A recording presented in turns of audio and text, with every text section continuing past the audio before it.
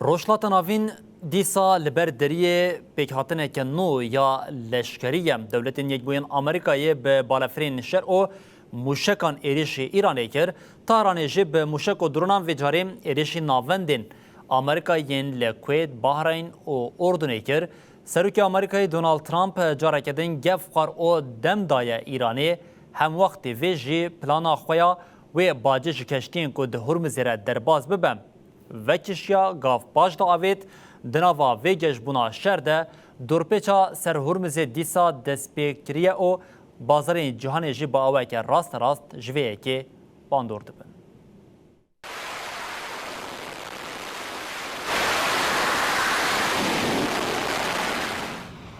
بالافرین شرابون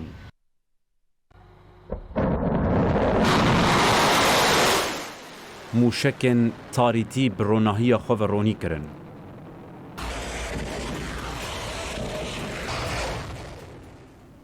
درونن وکی کابوسکی لسر ولاتن کنداوه.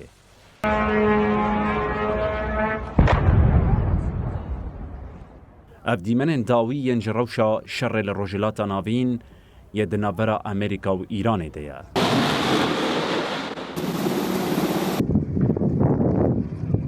فرمانداریا ناوندی امریکا سانت کم دبیجه آرمان جوان ایریشان لواس کرنا هزن ایرانه بتایبتی جی ایریشن وی ین لسر کشتین بازرگانی ین دتنگا و هرمزیره درباز دبن.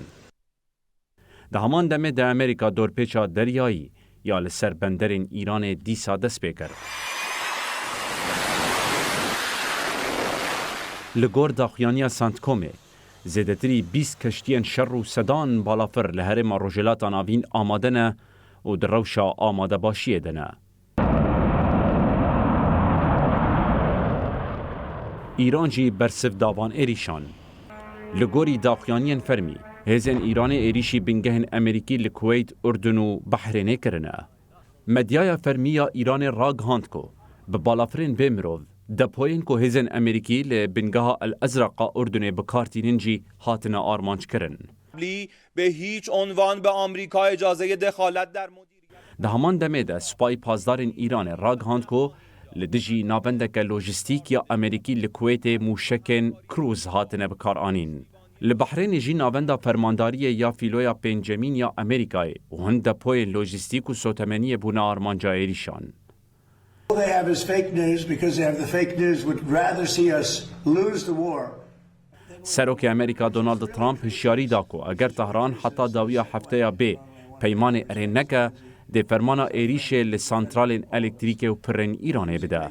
هروها ترامپ جپلانا استاندنا باجه جکشتین در باسبونه یا هرمزیره پاجده وکشیا. او دبیجه ولاتین کنداوی سوزدانه کل امریکا و برهنان مزن بکن و اف دکاره جهه و پلانه بگره. دنابرا هر دو ولاتان ده بره بنابینکاریا پاکستان چارچوه یک جبو پیمانه که آشتی هاتبو ایمزه کرن. دوی ده او جیه بو که در باسبونه هرمز اوله و بپره به. لی پشتی ایریش نو تهران دبیجه امریکا اول هفکرن تیک بریه. ایران هر وها راگهاند که حتی ایریشن امریکا هبن و تنگاف گرتی به.